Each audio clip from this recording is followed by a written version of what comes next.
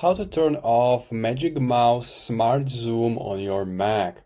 So Magic Mouse Smart Zoom is when you double click the scrolling area, and as you can see it zoomed the screen.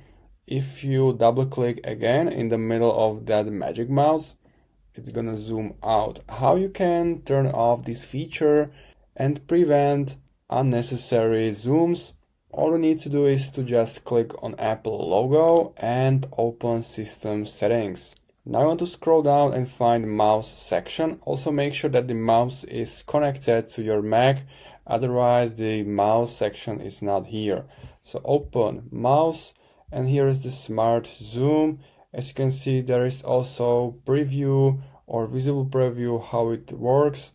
If you turn it off, you will no longer be able to use smart zooms, and if you double click accidentally, it will no longer zoom the screen.